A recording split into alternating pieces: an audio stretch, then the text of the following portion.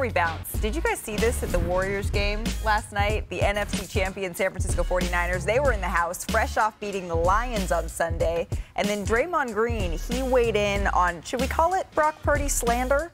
After the game, he even called out our very own Stephen A. Smith. Take a listen.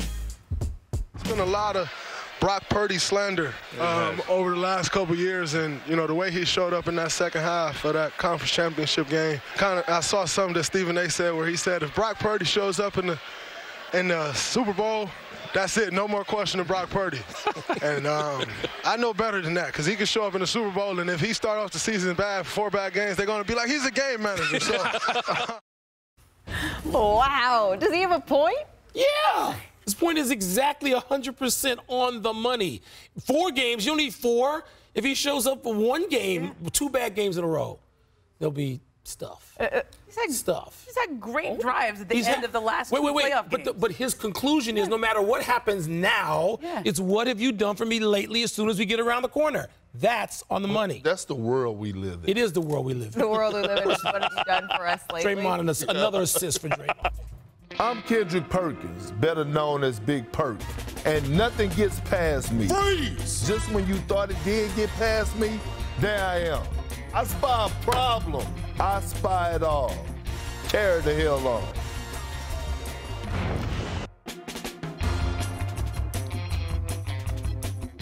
Hello, world. Did you miss me? Look, we're talking about the 2 P's, right? Popular and powerful. Popular, get the votes for the All-Star. We're going to talk about being powerful, moving the needle. Put this up here. This is what Jalen Brunson is. He is powerful. Just yesterday, he was tied 23rd, right, for odds ranks to win the MVP. With less than 24 hours right now, he's at number 6.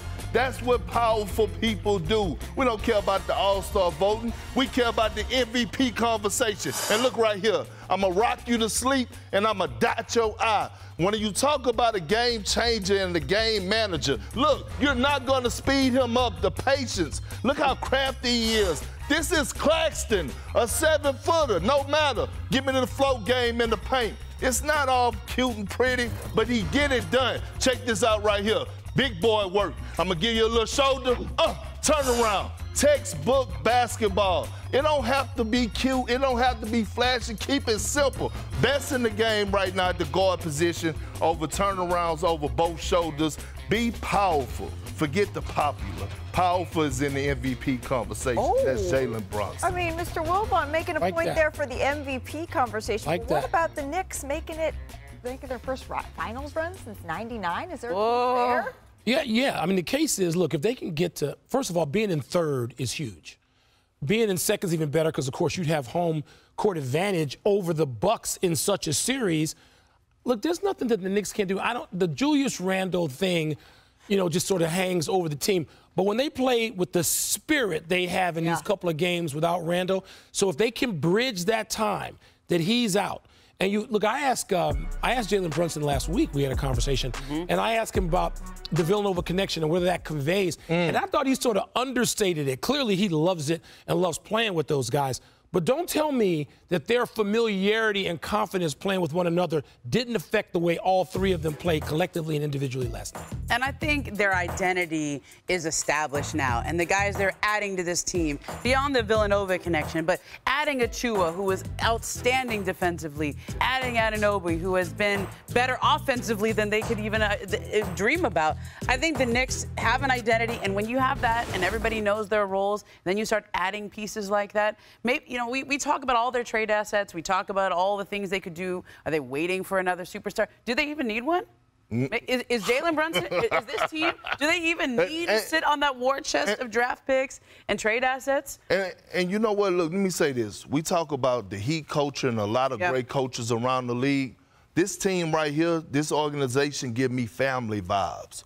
See, when you have a guy that you could plug in like Josh Hart in the starting lineup and he go out and get you a triple-double, that means to tell me it's a different type of love outside the lines. And when you go outside the lines and now you're having team dinners, you're at each other's houses for the holidays, you go that extra mile when you get between them lines with each other. The Knicks are for real. And Uncle Taj Gibson comes back in, right? Yeah. And like to Hibbs at the end of the game, subs 4 guys in and then waits for the crowd to say, "We want Taj," and then puts him in so he can get his own standing up. It was the very end of the game that Tibbs summoned in some of the Taj players still around here from Brooklyn. As our friend Stephen A. would say, well, I'm just looking at the number of minutes potentially that are racking up here. Even when the game was already decided, some of the starters are still in. 42 minutes for Josh Hart. If they have their bigs healthy, though, if they can have their bigs healthy April 1, the Knicks can go a little ways in the East. They can.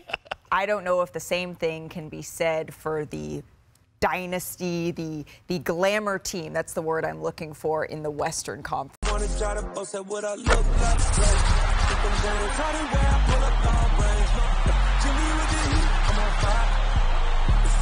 on ESPN.